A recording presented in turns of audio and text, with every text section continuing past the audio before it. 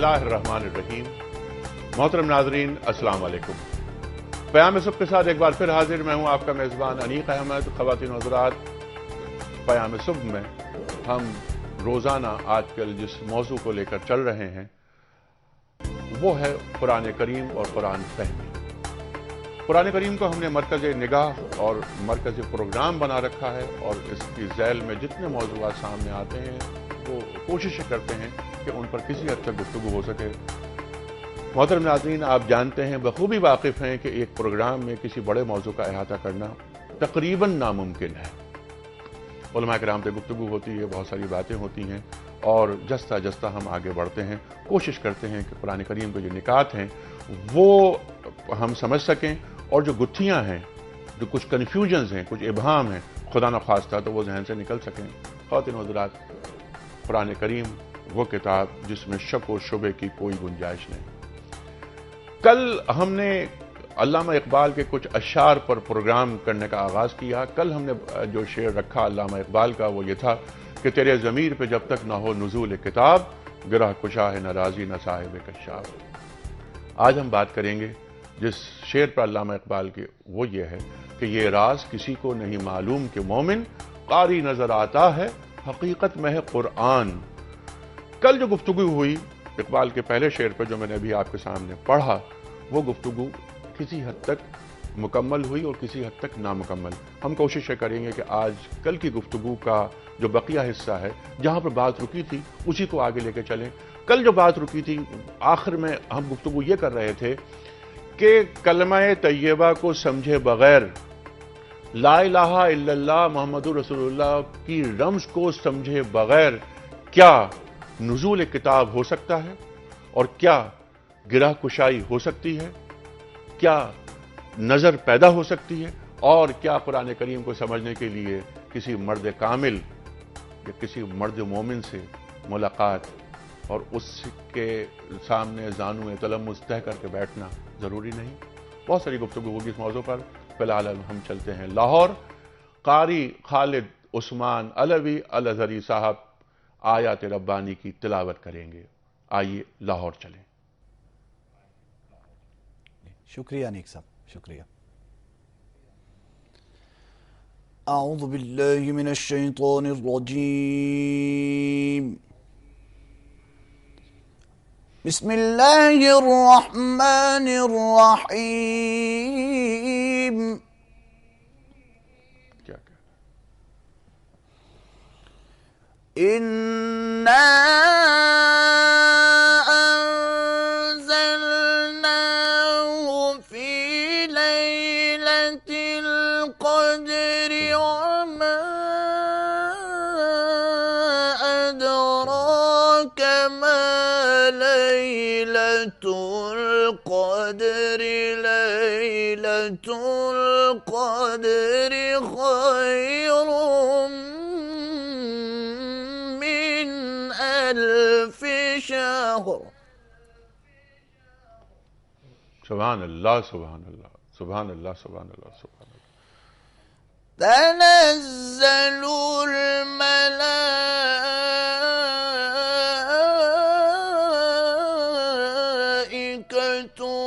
वर्रूहु फ़ीहा बिइज़्नि रब्बिहिम मिन कुल्लि अम्रिन सलामुन हिय हत्ता मत्लइल फज्र।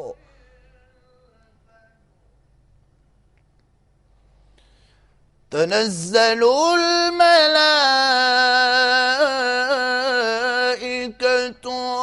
वर्रूहु फ़ीहा बिइज़्नि रब्बिहिम मिन कुल्लि अम्रिन सलाम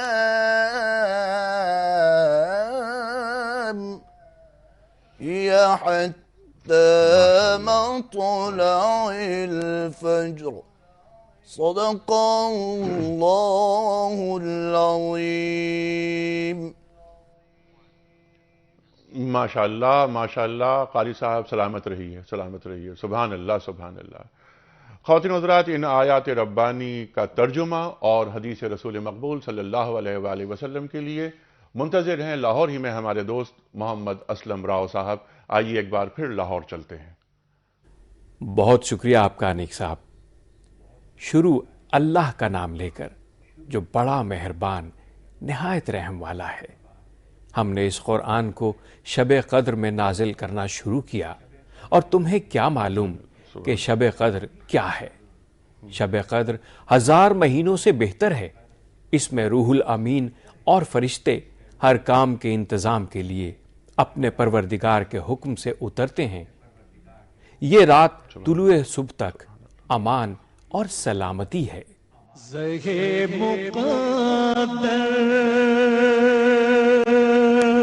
حضرت ابو سعید خدری رضی اللہ تعالیٰ عنہ سے روایت ہے کہ نبی کریم صلی اللہ علیہ وآلہ وسلم نے فرمایا، اللہ تعالیٰ فرماتے ہیں کہ جس کو قرآن نے اس قدر مشغول کر دیا کہ کوئی دوسرا ذکر نہ کر سکا، اور قرآن کی وجہ سے اس کو دعا مانگنے تک کی فرصت بھی نہ ملی، تو میں اس کو مانگنے والوں سے زیادہ عطا کرتا ہوں۔ اور کلام اللہ کی فضیلت تمام کلاموں پر ایسی ہے جیسے اللہ تعالیٰ کی عظمت و بزرگی اس کی تمام مخلوق پر ہے۔ سبحان اللہ، سبحان اللہ، سبحان اللہ، سبحان اللہ۔ خواتین و حضرات، آج قاری صاحب نے جن آیات کا انتخاب کیا اور پھر جس حدیث کو منتخب کیا اسلم راؤ صاحب نے، سبحان اللہ، سبحان اللہ، کتنی یہ اہم حدیث اور حدیث رسول مقبول صلی اللہ علیہ وآلہ وسلم۔ پھر یہاں پر اقبال مجھے پھر یاد آتے ہیں کہ گر تمی خواہی مسلمہ زیستن، نیست ممکن جز بقرآن زیستن۔ اگر تو یہ چاہتا ہے کہ تو مسلمان کی حیثیت سے زندہ رہے تو یہ ممکن ہی نہیں کہ تو قرآن کریم سے دور رہ کر زندہ رہ سکتا ہے۔ اور اقبال ہی فرماتے ہیں نا کہ صاحب قرآنو بے ذوق طلب العجب ثم العجب ثم العجب۔ صاحب قرآن ہیں ہم، اور ہمیں قرآن کریم کو سیکھنے کی، سمجھنے کی، اس کے فہم کی، اس کے ادراک کی ہم میں طلب نہیں ہے۔ العجب، کیسی عجیب بات ہے۔ ثم العجب، پھر کتنی عجیب بات ہے۔ ثم العجب، پھر کتنی عجیب بات ہے۔ یعنی کس قدر فکر مند ہے اقبال۔ اور اقبال یہ بھی کہتے ہیں کہ لا الہ الا اللہ محمد رسول اللہ، مجھے مصرع ثانی کی فکر زیادہ ہے۔ گفتگو ہوگی خواتین و حضرات۔ تشریف فرمائیں محترم حافظ محمد سلفی صاحب، ممتاز عالم دین۔ پیام صبح میں آپ مسلسل تشریف لاتے ہیں اور ہم آپ کی گفتگو سے اپنی علمی کمی دور کرتے ہیں۔ تشریف فرما ہے ایک اور بہت مقبول، معروف اور محبوب نام، محترم شجاع الدین شیخ صاحب۔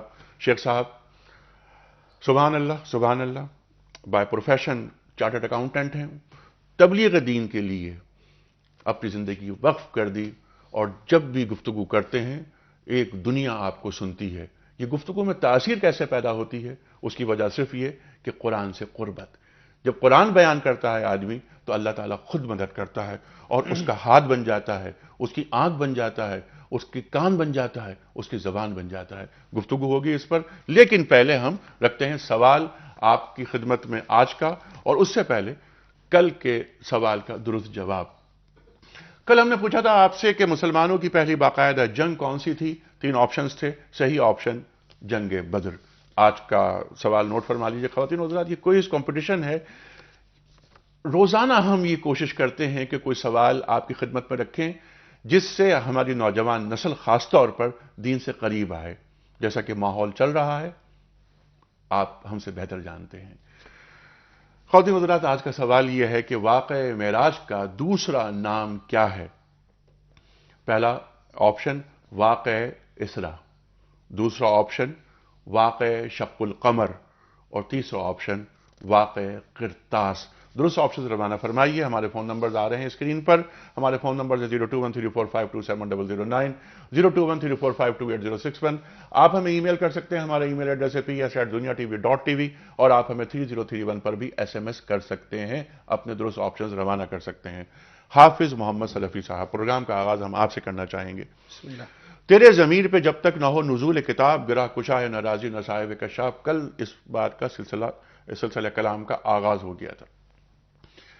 سوال یہ رکھتا ہوں میں آپ کے سامنے کہ کلمہ طیبہ لا الہ الا اللہ محمد رسول اللہ صلی اللہ علیہ وآلہ وسلم کو سمجھے بغیر کیا ہم نزول کتاب ہمارے قلب سے پہ اتر سکتا ہے؟ کیا ہم قرآن کریم کو سمجھ سکتے ہیں؟ بسم اللہ والصلاة والسلام علی رسول اللہ وبعد. قرآن پاک ایک معجزہ ہی نہیں، اور قرآن پاک مسلمانوں کی کتاب ہی نہیں. قرآن پاک وہ وحی الہی ہے کہ جس نے اس ساری کائنات کو منور فرمایا اور انسانیت کے لیے وہ لائحہ عمل ارشاد فرمایا کہ جس نے بھی اس قرآن پاک کو سچا سمجھ کر وقت دیا، دل سے لگایا، تو وہ پارسا بن گیا. اور ہماری تاریخ اس بات پر گواہ ہے کہ وہ عرب کے وہ بدو کہ جنہیں کچھ نہ آتا تھا، لیکن جب اللہ کے اس کلام سے انہوں نے اپنا دل لگایا اور اس کو اپنا اوڑھنا بچھونا بنایا اور اس کے لیے زندگیاں وقف کی، تو اللہ رب العالمین نے انہیں کائنات میں وہ سرخرویاں عطا فرمائیں کہ دنیا نے دیکھا. آج بھی ہماری اور آپ کی سربلندی، کامیابی اور زندگی میں سرخروئی کے لیے یہ نقطہ ابتدا ہے کہ جب تک ہمارے دل میں اس گہرائی کے ساتھ اللہ کی کلام کے ساتھ تعلق پیدا نہیں ہو جائے گا جس کے بارے میں بی بی عائشہ سے جب پوچھا گیا تھا کہ اللہ کے رسول کے اخلاق کے بارے میں تو کچھ بتائیے، تو آپ کا جواب تھا کان خلقہ القرآن. آپ تو چلتا پھرتا قرآن کا نمونہ ہیں. قرآن انسانی زندگی کے بارے میں آپ نے جو کچھ دیکھنا اور پوچھنا ہے تو محمد رسول اللہ کے قول و اقوال و عمل میں دیکھ لیجئے، آپ چلتا پھرتا قرآن ہے. بالکل اسی طرح قرآن پاک میں تکاد زیتها تضیء ولو لم تمسسه نار نور علی نور یہدی اللہ لنورہ من یشاء. بغیر چنگاری لگائے روشنی پھوٹ پڑے، یہ مثال دی ہے قرآن پاک نے اپنے ذات کے لیے. یعنی اللہ کا یہ نور اتنا عظیم ہے کہ جو بھی اس نور کی طرف آتا ہے، اس کلام کی طرف آتا ہے، تو اسے دنیا اور آخرت کی وہ بھلائیاں نصیب ہوتی ہیں جس کا تصور اور احاطہ ممکن نہیں. بات کیا ہے؟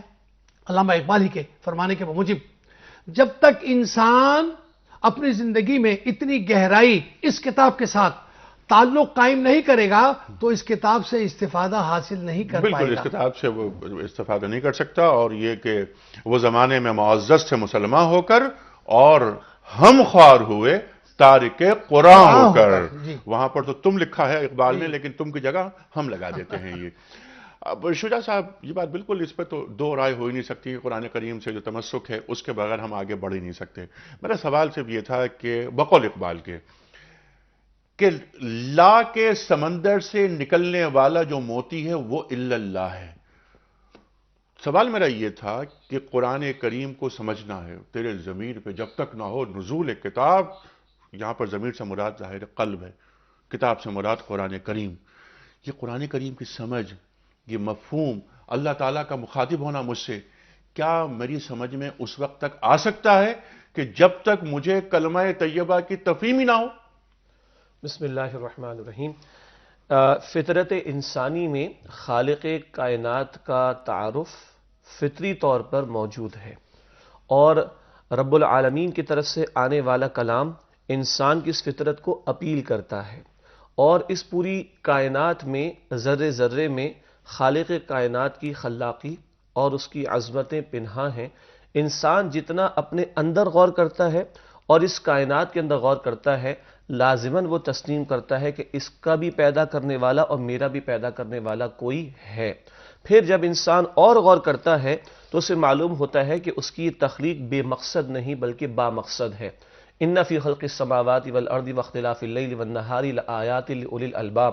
سورہ آل عمران آیت نمبر 190 ہے کہ اس آسمان و زمین کی تخلیق میں رات دن کے بدلنے میں عقل مند لوگوں کے لیے نشانیاں ہیں جو کہاں پہنچتے ہیں؟ الذین یذکرون اللہ قیاما وقعودا وعلی جنوبہم، جو ذکر کرتے اللہ کا کھڑے ہونے کی حالت میں بھی، بیٹھنے کی حالت میں بھی اور لیٹنے کی حالت میں بھی، کروٹوں میں بھی، کروٹوں پر بھی. وَيَتَفَكَّرُونَ فِي خَلْقِ السَّمَاوَاتِ وَالْأَرْضِ، اور آسمان و زمین کی تخلیق میں غور و فکر کرتے چلے جاتے، اور نتیجہ کیا نکلتا ہے؟ ربنا ما خلقت ھذا باطلا، اے ہمارے رب تو نے سب کچھ بیکار پیدا نہیں کیا. جب کائنات با مقصد ہے، ایک ایک شے با مقصد ہے، تو یقیناً ہماری تخلیق بھی با مقصد ہے. یہ فطرت انسانی کی پکار ہے. فقنا عذاب النار، ہمیں عذاب نار سے بچا لے، ہمیں جہنم کے عذاب سے بچا لے، کہ کوئی ہماری بھی زندگی کا مقصد ہے اور کوئی آنے والی دنیا بھی ہے جس کے لیے آج ہم نے محنت کرنی۔ پھر اگلی آیات کیا ہے؟ ربنا اننا سمعنا منادیا ینادی للایمان ان آمنوا بربکم فآمنا۔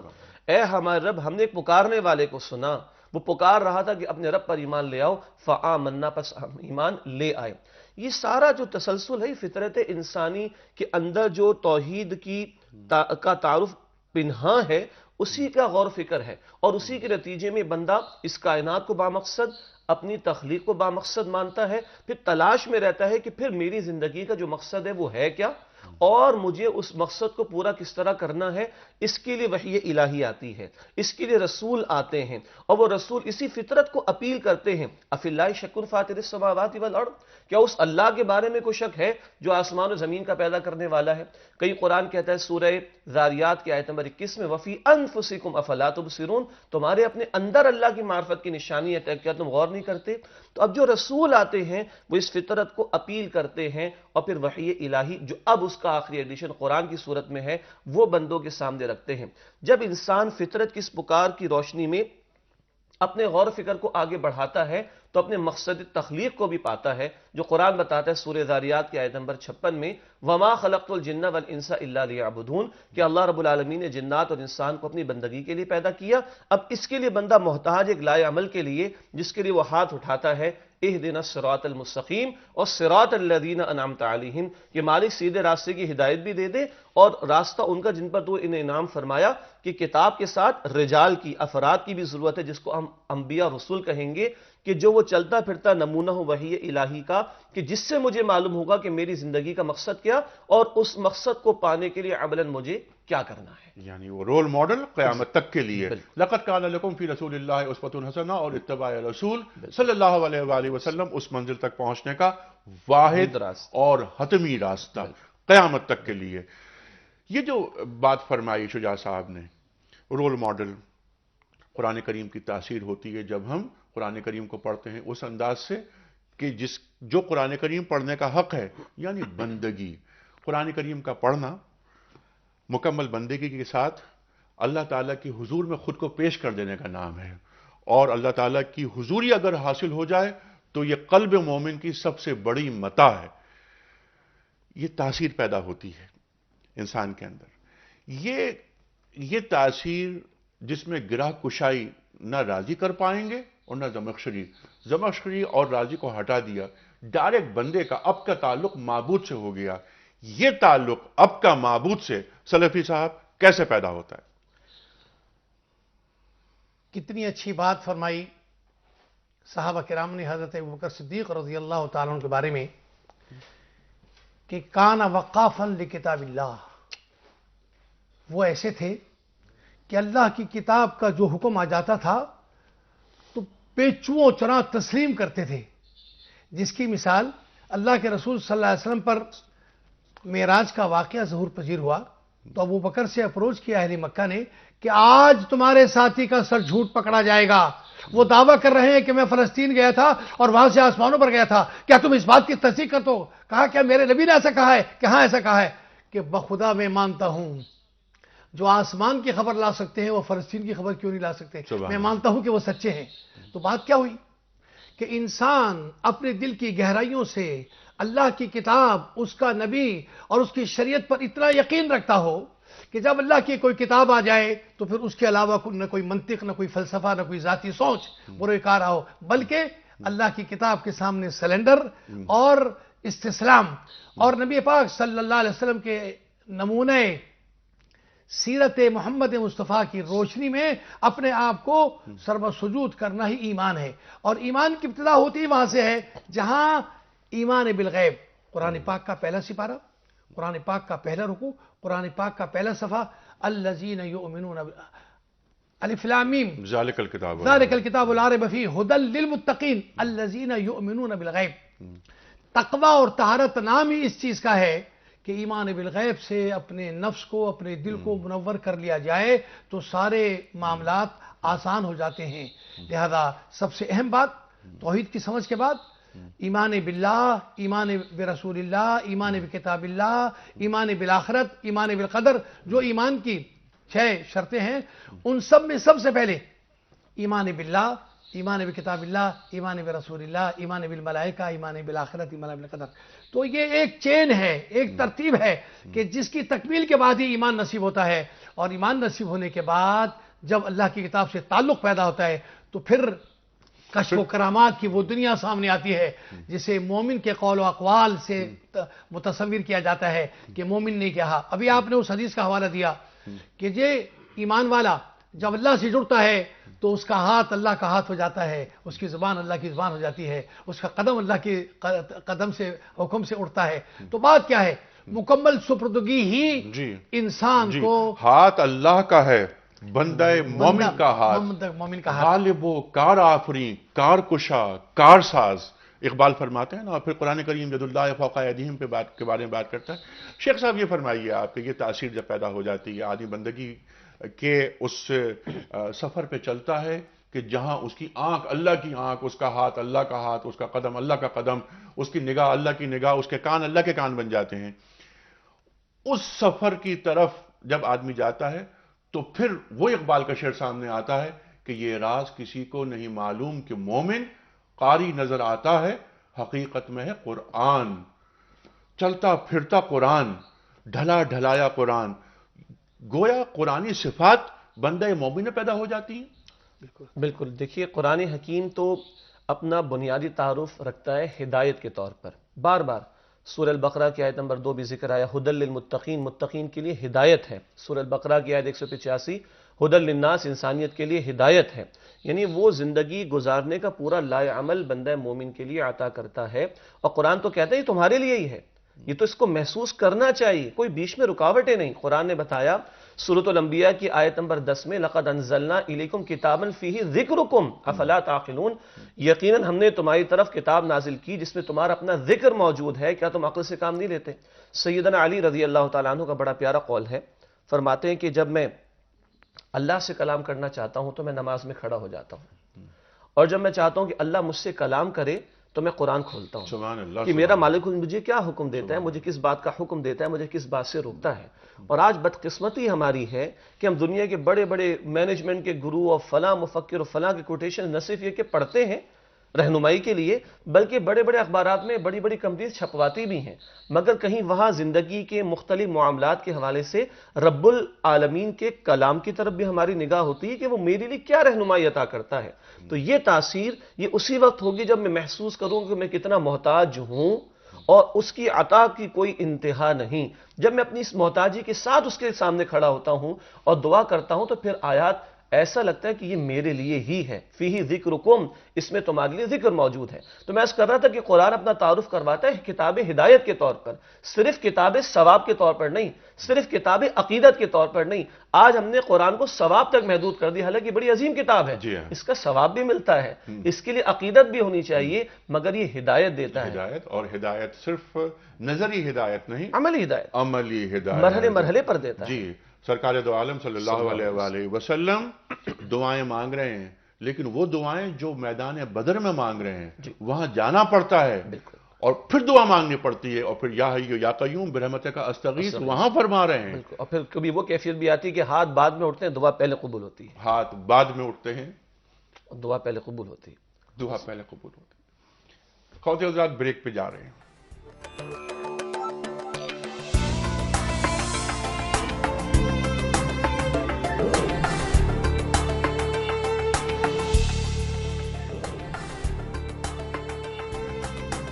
ویلکم بیک خواتین حضرات، پیام صبح میں ایک بار بھی خوش آمدید. تشریف فرمائے محترم حافظ محمد سلفی صاحب اور محترم مولانا شجاع الدین شیخ صاحب. بات ہو رہی ہے علامہ اقبال کے اس شعر پر کہ یہ راز کسی کو نہیں معلوم کہ مومن قاری نظر آتا ہے، حقیقت میں ہے قرآن. اس سے پہلے جو کل ہم نے گفتگو کی تھی، کل جس موضوع پر اور جس شعر پر تیرے ضمیر پہ جب تک نہ ہو نزول کتاب، گرہ کشا ہے نہ راضی نہ صاحب کشاف، وہی گفتگو ہم آگے بڑھا رہے ہیں. لیکن اس سے پہلے کہ ہم مزید آگے جائیں، میں آج کا سوال ریپیٹ کرنا چاہتا ہوں. آج سوال رکھا ہے ہم نے آپ کی خدمت میں کہ واقعہ معراج کا دوسرا نام کیا ہے؟ 3 آپشن ہے. پہلا آپشن ہے واقعہ اسرا، دوسرا آپشن واقعہ شق القمر، اور تیسرا آپشن واقعہ قرطاس. ہمارے ٹیلی فون نمبرز، ہمارا ای میل ایڈریس اور ہمارا SMS کا نمبر اسکرین پر آ رہا ہے، اپنے درست آپشن روانہ فرمائیے۔ اور خواتین و حضرات، ہم سب کی خوش بختی کہ اس وقت ٹیلی فون لائن پر ہمارے ساتھ ہیں براہ راست اسلامی دنیا کے ممتاز اسکالر محترم جاوید احمد غامدی صاحب۔ غامدی صاحب السلام علیکم۔ وعلیکم السلام۔ غامدی صاحب، سب سے پہلے بڑا شکر گزار آپ کا کہ آپ نے ہمیں وقت دیا۔ آج ہم جو بات کر رہے ہیں، میں نے ابھی جو انٹرو دیا تو میرا خیال ہے کہ آپ تک آواز پہنچ گئی ہوگی میری کہ ہمارے موضوعات کیا ہیں۔ غامدی صاحب، یہ فرمائیے آپ کہ ہم ذرا جوڑتے ہیں کل کی گفتگو سے آج کی گفتگو کو کہ تیرے ضمیر پہ جب تک نہ ہو نزول کتاب، گرہ کشا ہے نہ راضی نہ صاحب کشاف۔ تو یہاں پر نزول کتاب اور ضمیر سے کیا مراد ہے، اور راضی اور صاحب کشاف یعنی زمخشری کے بارے میں علامہ اقبال کیا فرما رہے ہیں؟ کیا علامہ اقبال راضی یا زمخشری کی جو شان ہے اسے کم کر رہے ہیں، یا گرہ کشائی کون سی گرہ کشائی ہے؟ کوئی علمی گرہ کشائی ہے، قلبی گرہ کشائی ہے؟ کس طرف اشارہ ہے علامہ کا؟ نہیں، دیکھیے، اس میں کسی جلیل القدر مفسر کی تحقیر علامہ کے پیش نظر نہیں ہے، نہیں ہو سکتی۔ وہ صرف یہ بتانا چاہتے ہیں کہ انسان قرآن مجید کے ساتھ محض زبان و بیان کی مشغافیوں کے لیے متعلق نہیں ہوتا۔ قرآن کو سمجھنے کے لیے آپ کو لغت و نحو کے بکھیڑوں میں بھی الجھنا پڑتا ہے، لیکن اصلی چیز یہ ہے کہ قرآن مجید کے ساتھ انسان کے ضمیر کا تعلق قائم ہو جائے۔ سبحان اللہ۔ یعنی میں یہ محسوس کروں کہ یہ کتاب مجھے مخاطب کر رہی ہے، یہ میرے لیے نازل ہوئی ہے، میرا پروردگار کلام فرما رہا ہے، اس کلام کا مخاطب میں ہوں۔ جب تک یہ چیز انسان کے اندر پیدا نہیں ہوتی، اس وقت تک وہ کتاب کی حقیقتوں سے واقف نہیں ہو سکتا۔ آپ قرآن مجید کو ایک مستشرق کی نظر سے بھی دیکھ سکتے ہیں۔ یہ ممکن ہے کہ زبان و بیان کے بہت سے مراحل سے وہ بھی گزرے، ممکن ہے کہ بہت سی وادیاں قطع کرے، لیکن جب آپ یہ محسوس کر لیتے ہیں کہ ایک ذات ہے آسمانوں کا پروردگار، اس نے انسان کا انتخاب کیا کہ اسے شرف کلام بخشے، اس کے لیے اس نے ایک سینے کو محبت وحی بنایا، اس کی زبان سے یہ قرآن صادر ہوا، اور یہ میرے لیے ہے۔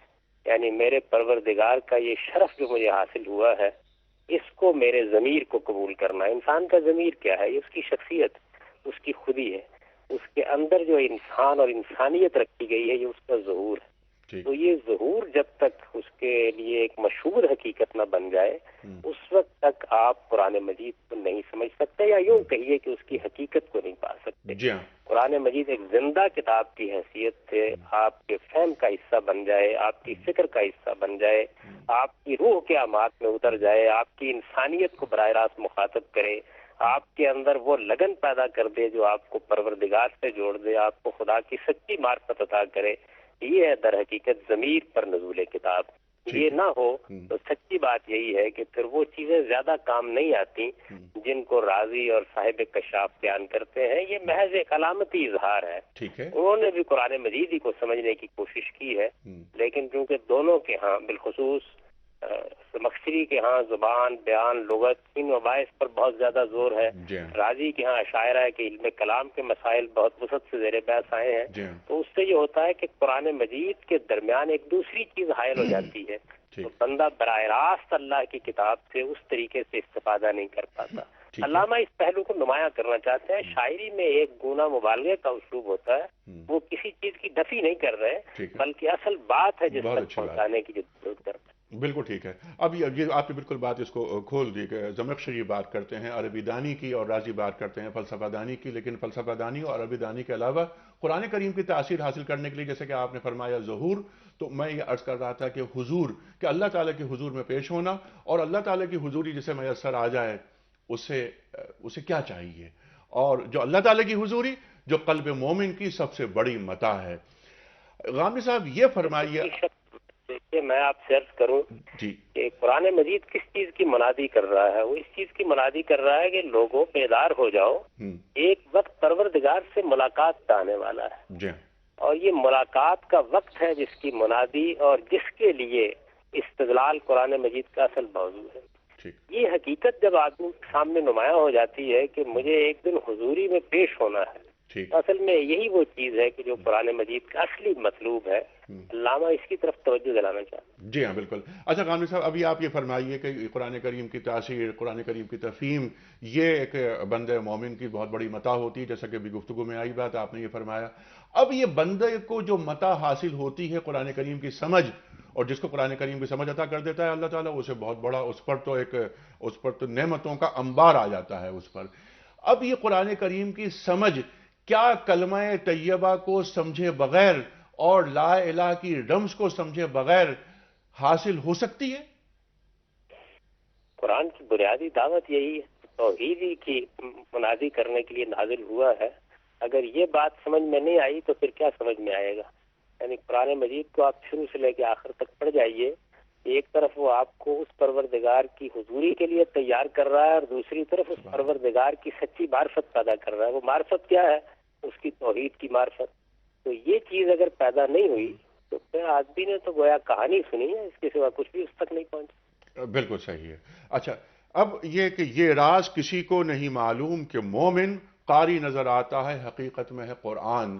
حافظ حلفی صاحب نے بھی ایک آیت کا اس ذیل میں، اس مناسبت سے ایک متعلق جو آیت قرآن کریم، اور آیت نہیں بلکہ حضرت عائشہ صدیقہ رضی اللہ تعالی عنہ کا قول کہ کانا خلقہ القرآن، یہ بیان فرمایا کہ سرکار دو عالم صلی اللہ علیہ وآلہ وسلم کا اخلاق قرآن، یعنی مومنانہ صفات جب آدمی کے اندر پیدا ہو جاتی ہیں تو یہ مومنانہ صفات گویا قرآنی صفات ہوتی ہیں جو بندے مومن میں پیدا ہوتی ہیں، اور وہ چلتا پھرتا ڈھلا ڈھلایا قرآن کریم بن جاتا ہے۔ اس میں کیا شک ہے؟ رسالت مآب صلی اللہ علیہ وسلم کی شخصیت کو در حقیقت اس ایک جملے میں سمو دیا ہے سیدہ نے، اور یہی ہم سب کا آئیڈیل ہے۔ نبی صلی اللہ علیہ وسلم کی ذات والا صفات کو اسوہ حسنہ پیش کرتی ہے کہ جس سے بہتر قرآن پر عمل کا کوئی نمونہ نہیں ہو سکتا، اور قرآن مجید عمل ہی کے لیے نازل ہوا ہے۔ آپ اگر دیکھیے کہ علامہ ہی نے ریکنسٹرکشن ریلیجیس تھاٹ ان اسلام کے دیباچے میں یہ بیان کیا ہے کہ مذہب کا سارا زور در حقیقت عمل پر ہوتا ہے۔ تو یہ عمل ہے جس پہ زندگی جنت بھی بنتی ہے اور جہنم بھی بنتی ہے۔ یہ عمل ہمارے سامنے سب سے بڑھ کر جس شخصیت، جس ذات میں سامنے آتا ہے وہ رسالت مآب صلی اللہ علیہ وسلم کی ذات ہے، اور رسالت مآب صلی اللہ علیہ وسلم کی ذات کو جو بہترین خراج تحسین آسمان کے نیچے اور زمین کے اوپر پیش کیا گیا وہ سیدہ کا یہ جملہ ہے۔ مجھے یہ محسوس ہوتا ہے کہ علامہ کو غالباً یہیں سے تحریک ہوئی، اور انہوں نے اپنے خوبصورت شاعرانہ اسلوب میں اس مضمون کو ڈھال دیا کہ اصلی چیز یہ نہیں ہے کہ تم نے قرآن پڑھ لیا، اس کی قرات کر لی، اس کے الفاظ صحیح مخارج سے ادا کر لیے، یا تم نے دوسروں کے سامنے اس کو پڑھ کر سنا دیا۔ اصلی چیز تو یہ ہے کہ تیرے اٹھنے، تیرے بیٹھنے، تیرے کاروبار، تیری منڈی، تیرے بازار، تیری زندگی کے عوامل، ہر چیز میں قرآن مجید نظر آ رہا ہو۔ یعنی لوگوں کو، مسلمان کو دیکھنا ہو تو وہ دیکھیں تو یہ خیال کریں کہ یہ ہے وہ کتاب جس نے یہ انسان تخلیق کر دی ہے۔ اگر یہ چیز ہو تو کیا کہنے ہیں، پھر قرآن مجید ہمیں پڑھ کر سنانے کی اتنی ضرورت نہیں ہوگی جتنا لوگ زندہ چلتے پھرتے قرآن دیکھ لیں گے، اپنی بستیوں میں دیکھ لیں گے، اپنے بازاروں اور اپنی گلیوں میں دیکھ لیں گے۔ کاش مسلمان اس مقام کو پہچان سکیں اور یہ جان سکیں کہ قرآن مجید کا سب سے بڑا نمونہ خود ان اپنے وجود سے دنیا کے سامنے آنا چاہیے۔ سبحان اللہ، سبحان اللہ۔ غامدی صاحب آپ کا بہت شکریہ، اور جو آپ نے جو بات فرمائی آخر میں، وہ بات اسی کو لے کے ہم آگے چلتے ہیں کہ وہ کردار جو صاحب قرآن، یعنی یہاں پر صاحب قرآن سے مراد سرکار دو عالم صلی اللہ علیہ وآلہ وسلم ناطق قرآن ہو، ناطق قرآن، چلتا پھرتا کردار، جیسے آپ نے فرمایا تھا کہ کانا خلقہ القرآن، اس پر تو غامدی صاحب نے جو بات فرمائی کہ آپ مصلی پر ہوں، حالت نماز میں ہوں، عبادت میں ہوں، اور مصلی پر ہوں یا بازار میں، کردار یہ معلوم ہونا چاہیے کہ یہ مسلمان ہے، اور اس کے اندر یہ قرآنی صفات موجود ہونا شروع ہو گئی ہیں، پائی جاتی ہیں۔ جی، تو کیا روشنی، کیا نور جناب۔ علامہ اقبال کے اس بات سے کہ کشاف اور رازی کے لغوی فلسفیانہ انداز تحریر و گفتگو یا شرح قرآن اپنی جگہ مسلم، لیکن اصل چیز اس قرآن سے جو اخذ کرنا ہے وہ اس روح کو کہ جو انسان کو قرآن کا چلتا پھرتا نمونہ بنا دے، اور جسے دیکھ کر ساری دنیا تاثر اور ایکٹریکشن لے کہ مسلمان ایسا ہوتا ہے، صاحب قرآن ایسا ہوتا ہے، اور قرآن کی برکات کی وجہ سے اس کے اندر یہ صفات پیدا ہوئی ہیں۔ تو وہ دوسروں کو اللہ کی طرف دعوت دینے والا چلتا پھرتا مجسم قرآن بن جاتا ہے. تو بات کیا ہوئی کہ عمل سے زندگی بنتی ہے، جنت بھی جہنم بھی. یہ خاکی اپنی فطرت میں نہ نوری ہے نہ ناری ہے. لہذا آج بھی قرآن وہی ہے تو صحابہ کرام کے زمانے میں تھا، تابعین کے زمانے میں تھا، ائمہ دین کے زمانے میں تھا. لیکن آج اس قرآن سے ہمارا وہ لگاؤ قائم ہو جائے جو سلف صالحین کا وتیرہ اور طریقہ تھا، وہ بلا شبہ آج بھی گر ہو ابراہیم کا سا ایما پیدا تو آگ کر سکتی ہے انداز گلستان پیدا. لہذا ہمیں اور آپ کو قرآن کے اس تاثر کو اور اس نمونے کو اپنانے کی ضرورت ہے جسے عمل کہا جاتا ہے. جی ہاں بالکل، یہ اپنانے کی ضرورت تو ہر دور میں رہی ہے. کوئی بھی چیز عمل والی جب آتی ہے، جب آپ کے اندر اس کی سمجھ پیدا ہو جائے، اور سمجھ سے پہلے کہ وہ شوق، اور شوق یہ عام شوق نہیں، اردو زبان کا شوق نہیں.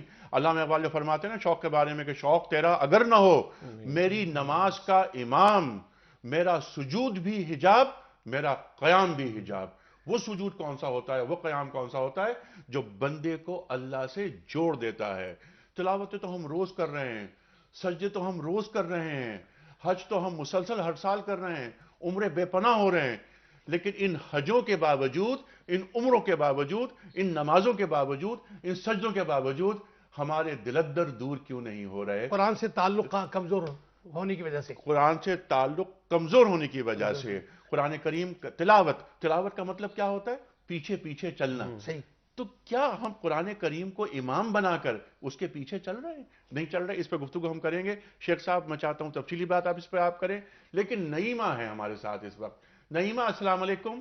وعلیکم السلام. انیق بھائی، میں آپ کا پروگرام دیکھ رہی تھی. میں کوئی علمی اور ادبی اسکالر تو نہیں، لیکن سورۃ فاتحہ کی تو ماشاءاللہ ہر آیت جو ہے وہ حکمت اور دانائی سے مزین ہے. ایک عام قاری کی حیثیت سے قرآن پاک کو جب میں نے سمجھنے کی کوشش کی تو سورہ فاتحہ کی آخری دو آیات جو ہے نا کہ انعام یافتہ اور مغضوبین کی اگر ہم فہرست بنا لیں تو ہمیں پتہ چل جائے گا کہ ہم اس میں کہاں کھڑے ہیں. سبحان اللہ. واہ واہ واہ. بس میں یہی کہنا چاہ رہی تھی کہ بس مولانا صاحب سے میرے لیے بھی دعا کریں کہ اللہ تعالیٰ مجھے بھی انعام یافتہ میں شامل کرے اور ہم سب کو. بالکل. اور آپ ہمارے لیے دعا کریں، اور یہی درخواست آپ سے ہے کہ آپ دعا ہمارے لیے کریں. نہ جانے کس کی دعا اللہ کس گھڑی قبول کر لے. شیخ صاحب، نعیمہ صاحبہ کے سوال، اس سے پہلے میں نے کوئی سوال رکھا تھا، ارشاد فرمائی. دیکھیے، وہ ایک سجدہ جسے تو گراں سمجھتا ہے، ہزار سجدوں سے دیتا ہے آدمی کو نجات. آج بدقسمتی یہ کہ ہم نے، جیسے میں عرض کر رہا تھا بریک سے پہلے، کہ قرآن حکیم کو ثواب تک محدود کر دیا. ملے گا، اس میں کوئی شک نہیں، بڑی عظیم کتاب ہے، مگر یہ بہت تھوڑا حصہ جو ہم قرآن سے لینا چاہتے ہیں. یہ قرآن ہدایت کی کتاب بن کر آیا. سورہ بنی اسرائیل کی آیت نمبر 9 میں فرمایا کہ یہدی للتی ہی اقوم، یہ اس راستے کی ہدایت دیتا ہے جو بالکل سیدھا ہے. آج ابتدا میں ہم نے سورۃ القدر کی تلاوت سنی. یہ قدر کی رات میں جو تقدیروں کو بدل دینے والی رات ہے، اس میں تقدیروں کو بدل دینے والا کلام اللہ نے عطا فرمایا. یہ وہ کلام کہ اقبال نے بھی کہا کہ وہ زمانے میں معزز سے مسلمان ہو کر، اور جیسے آپ فرماتے ہیں کہ ہم خوار ہوئے تارک قرآن ہو کر، یہ رسول اللہ نے فرمایا صلی اللہ علیہ وسلم. مسلم کی روایت میں ان اللہ یرفع بہذا الکتاب اقواما ویدع بہ آخرین، بے شک اللہ اس قرآن کی بدولت قوموں کو عروج عطا فرمائے گا اور اس کو ترک کر دینے کی وجہ سے ذلیل و رسوا کر دے گا. 64 برس پہلے یہ پاکستان کس لیے بنا تھا؟ بابا قوم سے لوگوں نے پوچھا بھائی پاکستان بنانے چلیں، آپ کا کانسٹیٹیوشن کیا ہوگا؟ بولا بھائی ہمارا 1400 برس پہلے کانسٹیٹیوشن ہمیں دے دیا گیا، وہ اللہ کا کلام قرآن ہے. ہم نے 1949 میں پوری دنیا جب سیکولرزم کے ڈنکے جس میں بج رہے تھے، ہم نے قرارداد مقاصد میں طے کیا کہ no legislation would be made repugnant to the Quran and Sunnah. اس ملک میں کوئی قانون سازی قرآن و سنت کے خلاف نہیں ہوگی. آج ہماری ذلت کی سب سے اہم ترین وجہ یہ ہے کہ ہم نے اللہ کے کلام کو چھوڑ رکھا ہے. ہم تو ہدایت سے دور ہیں. قرآن بتاتا ہے سورۃ الاعراف آیت 158 میں وَاتَّبِعُوهُ لَعَلَّكُمْ تَهْتَدُونَ، اس قرآن کی اتباع کرو گے تو تمہیں ہدایت ملے گی. آج دیکھیے ہم دعا تو کرتے ہیں اہدنا الصراط المستقیم کی، مگر اس کے بعد ہمارا طرز عمل کیا ہے؟ معذرت کے ساتھ جارج برنارڈ شاہ کہتا ہے when I read the holy Quran there is no better book than the holy Quran, but when I see the Muslims there is no worse nation than the Muslims in the world. وہ کہتا ہے میں قرآن پڑھتا ہوں، اس سے بہترین کلام مجھے نظر نہیں آتا، مگر جب میں مسلمانوں کو دیکھتا ہوں اس سے بدترین کوئی قوم دکھائی نہیں دیتی. میں بھی اپنا جائزہ لوں. میں اپنے شب و روز کے معاملات میں اٹھنے بیٹھنے میں، جیسے غامدی صاحب فرما رہے تو 100% ان کی بات سے مجھے اتفاق ہے. میری منڈی میں، میرے کاروبار میں، میری خوشی غمی میں کیا قرآن سے میں رہنمائی لیتا ہوں؟ اور اوپر کی سطح پر جائیے، جن کو اللہ نے قوت نافذہ اور اقتدار دیا ہے، کیا وہ اس بات کو یاد رکھتے ہیں کہ کل اللہ کے سامنے جواب دینا ہوگا کہ یہ قرآن کہتا ہے مَلَّمْ يَحْكُمْ بِمَا أَنزَلَ اللَّهُ فَأُولَٰئِكَ هُمُ الْكَافِرُونَ فَأُولَٰئِكَ هُمُ الظَّالِمُونَ فَأُولَٰئِكَ هُمُ الْفَاسِقُونَ. یہ 3 فتاوی اللہ کے سورۃ المائدہ آیت 44 45 47. جو لوگ اللہ کے نازل کردہ کلام کے مطابق فیصلے نہیں کرتے وہی کفر کر رہے ہیں, ظلم کر رہے ہیں, وہی فسق کر رہے ہیں. تو مجھ سے لے کر, میں ایک باپ بھی ہوں ایک شوہر بھی ہوں, وہاں میرا اختیار ہے, حکمرانوں تک ذمہ داروں تک جس کے پاس قوت نافذہ اور اختیار ہے وہ ذمہ دار ہے کہ قرآن کو ماننے کا دعویٰ نہ کرے بلکہ قرآن کے تقاضوں پر عمل کرے اور اس کو نافذ کرے. جب تک یہ نہیں ہوگا ذلت اور رسوائی سے نکل نہیں سکتے. پہلے خود پہ نافذ کریں, اس کے بعد معاشرے پر نفوذ کریں. ٹھیک ہے, اور نظام کی سطح پر اور نظام کی سطح پر سرکار دو عالم صلی اللہ علیہ وآلہ وسلم محض نمازیں پڑھوانے نہیں آئے تھے. وہ نماز مسجد کی اقامت سے لے کے نظام کی سطح پر جائے گی. مسجد کی اقامت سے پہلے اس اقامت سے اس کا رشتہ جڑ رہا ہے شجاع صاحب کہ جو پیدائش کے بعد ہم اپنے بچے کے کان میں اذان دیتے ہیں. ڈے 1 سے شروع ہوتے ہیں. ایک کان میں ہم اذان دیتے ہیں, دوسرے کان میں اقامت الصلاۃ بھی کہتے ہیں کہ تمہیں اقامت الدین کرنی. سورہ شورى کی آیت نمبر 13 میں اللہ فرماتے اقیم الدین, دین کو قائم کرو. اللہ تعالیٰ اقیم الصلاۃ کہتے ہیں, وہ تو مسلمان کو یاد ہے, کہیں جمعے کی حد تک کہیں 5 وقت. وہ اللہ کہتے ہیں دین کو بھی قائم کرو. اس کی بڑائی جو مسجد میں بیان کرتے ہو وہ گھر میں بھی ہو, کاروبار میں بھی ہو, عدالت میں بھی, معیشت میں بھی, معاشرت میں بھی. تب جا کے اس قرآن کی عملی برکات ہمارے سامنے آئیں گے, دنیا کو پیش کر سکیں گے ہم. اور جب وہ غیر مسلم دیکھے کسی مسلمان کو, وہ یہ کہے کہ یہ اتنے خوبصورت اخلاق کے مالک ہیں, تو ان کے نبی صلی اللہ علیہ وآلہ وسلم ان کا اخلاق کیسا؟ بالکل, اور ان کے کلام کی عظمت کیا ہوگی. پھر ہمیں کہنا نہیں پڑے گا, لوگ ہمارے عمل کو دیکھ کر اللہ کے دین کو قبول کریں. کیونکہ action speaks louder than your words. جی السلام علیکم, کچھ سوال لے لیتے ہیں. جی السلام علیکم. ہیلو السلام علیکم. جی فرمائیے. میں مسز حس بات کر رہی ہوں اسلام آباد سے. میرا سوال یہ ہے کہ مومن اور مسلمان میں کیا فرق ہے؟ ٹھیک ہے, قرآن میں جگہ جگہ مومن اور مسلمان ایمان لانے والوں کے بارے میں ہے. بالکل صحیح. مجھے تھوڑا سا یہ ہے کہ قرآن پاک میں جیسے ہے کہ اے ایمان لانے والوں مسلمانوں, وہ جب آیت وغیرہ ہیں اس میں شاید کوئی تنبیہی انداز ہے, جبکہ مومن کے لیے ہم سوال رکھتے ہیں, جبکہ مومن کے لیے بشارتوں کی مطلب آیات ہیں. کیا ایسا ہی ہے؟ ہاں بالکل ٹھیک ہے. یہ بڑا اہم سوال ہے کہ مومن اور مسلم میں کیا فرق ہے. اور پھر قرآن کریم کی ایک آیت یہ بھی ہے کہ یا ایھا الذین آمنوا آمنو, ایمان والوں کو یہ کیوں کہا جا رہا ہے کہ ایمان لاؤ, یہ بھی ہم سوال رکھیں گے. لیکن ایک سوال اور لے لیتے ہیں اس وقت ٹیلی فون پر. جی السلام علیکم. وعلیکم السلام, کیسے ہیں بھائی آپ؟ الحمدللہ. بھائی میری طبیعت تھوڑی ناساز ہے, اور میری آپ لوگوں سے گزارش ہے کہ علماء کرام جو بیٹھے ہوئے ہیں وہ بھی, اور جو سن رہے ہیں اور جو دیکھ رہے ہیں وہ بھی میرے لیے دعا کریں. اور میرا سوال یہ ہے کہ دعا جو ہم مانگتے ہیں تو اس کے لیے کچھ ایسا, کون سا ایسا عمل ہونا چاہیے, یا کہ اس دعا میں کیا ایسا ہونا چاہیے جیسے ہم صرف اپنے گھر کے لیے نہیں, میں تو پوری امت مسلمہ کے لیے دعا مانگتی ہوں کہ اللہ تعالیٰ ہم تمام مسلمانوں کو یکجا کر دے, اتحاد ہمیں دے دے ہم لوگوں میں, تاکہ ہم ایک بڑی قوت بن کے سامنے آئیں اور ہمیں کوئی ضرر یا نقصان نہ پہنچا سکے. تو اس کے لیے کیا ایسی دعا میں کیا ایسا ہم عمل ہونا چاہیے جو ہماری دعا اللہ تعالیٰ قبول کرے. بالکل ٹھیک ہے, بہت شکریہ آپ کا. یہ سوالات رکھتے ہیں ہم آپ کے سامنے, لیکن میں چاہتا ہوں جلدی جلدی جواب دے دیں. پہلا سوال یہ آیا تھا کہ انعمت علیہم غیر المغضوب علیہم ولا الضالین آمین, جو ہم پڑھتے ہیں نا سورہ فاتحہ میں, تو یہ انعمت علیہم اور صراط مستقیم وغیرہ غیر المغضوب کون ہے, ولا الضالین کون ہے؟ مفسرین نے بڑے واضح الفاظ میں اس بات کی نشاندہی کی ہے کہ انعمت علیہم سے مراد صحابہ کی جماعت اور ان کے بعد آنے والے وہ سلف صالحین کے جنہوں نے 100% اسلام پر عمل پیرا ہونے کی انتہائی کاوش کی اور کوشش کی. صحابہ کی جماعت کو انعمت علیہم, اور غیر المغضوب سے مراد یہود اور ولا الضالین سے مراد نصارہ. اس لیے کہ یہودیوں نے اللہ کو ناراض کرنے کے سارے کام کیے تو لعنت برسائی گئی, اور عیسائیوں نے ہیلے بہانے سے اپنی مرضی چلانے کی, اللہ کی کتاب کے سامنے کوشش کی تو وہ گمراہ ہو گئے. لہذا اللہ سے دعا کی جاتی ہے کہ مولا ہمیں صحابہ کرام اور تابعین اور محمد رسول اللہ کے پیروکاروں کا راستہ نصیب فرمایا جائے, اور یہود و نصارہ کے راستے سے بچایا جائے. ٹھیک ہے شجاع صاحب, 2 منٹ ہے صرف ہمارے پاس. یہ فرمائیے کہ مومن اور مسلم میں کیا فرق ہے؟ جی دیکھیے, قرآن حکیم میں مسلم اور مومن یعنی اسلام اور ایمان ایک دوسرے کے مترادف کے طور پر بھی آتا ہے. ابراہیم علیہ السلام کے لیے مسلم کا لفظ بھی استعمال ہوا ہے, تو ایک اصولی بات ہے کہ ایک دوسرے کے مترادف کے طور پر آتا ہے. تاہم سورۃ الحجرات کی آیت نمبر 14 اور 15 مختصراً عرض کر رہا ہوں، وہاں یہ ایک فرق بھی بیان ہوا کہ اسلام اقرار کا نام ہے اور ایمان تصدیق کا نام ہے، اور جب اقرار سے آگے اتر کر دل میں ایمان اترتا ہے تو پھر اس کا اظہار عمل میں بھی دکھائی دیتا ہے۔ ٹھیک ہے، اور وہ جو دعا کے حوالے سے ہماری بہن کا سوال، لیکن ایک جملہ ذرا سا اس سے پہلے، بہت جملہ پرانا ہے لیکن یہاں پر میرا خیال ہے ریلیونٹ ثابت ہوگا کہ مسلمان وہ ہے جو اللہ کو مانتا ہے اور مومن وہ ہے جو اللہ کی مانتا ہے۔ تبھی میں نے کہا ایمان دل میں اترے گا تو ہم اس کی گواہی پیش کرے گا۔ بالکل۔ دعا کی قبولیت کے حوالے سے دو باتیں بہت اہم۔ سورہ البقرہ آیت 186 ہماری بہن پڑھ لیں، اللہ فرماتے ہیں جب جب پکارنے والا مجھے پکارتا ہے میں اس کی دعا قبول کرتا ہوں۔ اجیب دعوت الداعی اذا دعانی فلیستجیبوا لی، اللہ فرماتے ہیں میری بھی تو مانو، جی، تم میرے حکم کو مانو کہ میں تمہاری دعا سنوں گا۔ اور دوسری بات ہے کہ مال حرام کی نحوست ایک ایسی رکاوٹ ہے کہ جو دعا کی قبولیت میں رکاوٹ بنتی ہے، اس کے حوالے سے ہمیں چوکندہ رہنا چاہیے۔ مال حرام کی نحوست دعا کی قبولیت میں رکاوٹ بنتی ہے۔ سلفی صاحب حضرت سعد کی یہ روایت کہ میں نے اللہ کے رسول سے سوال کیا تھا کہ میرے لیے دعا فرما دیں کہ میں مستجاب الدعوات بن جاؤں، تو آپ کا جواب تھا یا سعد اطب مطعمک تکن مستجاب الدعوات، اپنے کھانے کو حلال کر لو مستجاب دعوات بن جاؤ گے۔ بالکل، یہ بہت اہم بات، یہ بہت اہم بات۔ عقل حلال، آج ہمارے گھروں میں عقل حلال پہ زور نہیں دیا جا رہا۔ وہ بیٹی جو گھر میں موجود ہے اور وہ یہ سمجھتی ہے کہ میرے والد حرام لا رہے ہیں، بیٹی کو چاہیے وہ کھڑی ہو جائے اور وہ حرام روک دے۔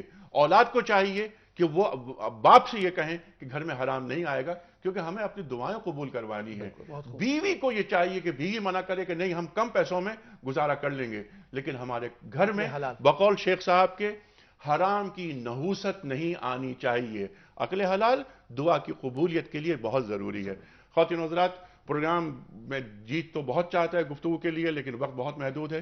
میں شیخ صاحب سے گزارش کروں گا کہ آج کے خوش نصیب کا نام یہ قرآن دازی کے ذریعے نکالیے، جس کی خدمت ہم دنیا ٹی وی کی جانب سے گفٹ ہیمپر روانہ کر رہے ہیں۔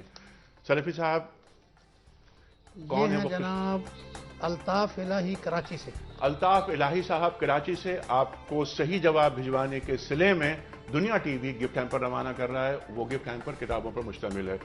کل ہم نے بات کی تیرے ضمیر پہ جب تک نہ ہو نزول کتاب، گرا کچا ہے نہ راضی نہ صاحب کشاف۔ آج ہم نے بات کی، کوشش کی ہم نے بات کرنے کی کہ احاطہ کریں کسی قدر کہ یہ راز کسی کو نہیں معلوم کہ مومن قاری نظر آتا ہے، حقیقت میں ہے قرآن۔ خواتین و حضرات، جو گفتگو نکل کر آئی اور جو غامدی صاحب نے بھی جو بات کی کہ اتباع رسول کریم صلی اللہ علیہ وآلہ وسلم کے بغیر نہ تو تاثیر پیدا ہو سکتی ہے، نہ آدمی بندگی کے اس مقام پر پہنچ سکتا ہے کہ جو رب کا تقاضا ہے، جو رب کو مطلوب ہے۔ اتباع رسول صلی اللہ علیہ وآلہ وسلم ہماری منزل۔ کل بھی اقبال کے ایک شعر پر ہم بات کریں گے اور وہ شعر ہوگا کہ کی محمد سے وفا تو نے تو ہم تیرے ہیں، یہ جہاں چیز ہے کیا لوح و قلم تیرے ہیں۔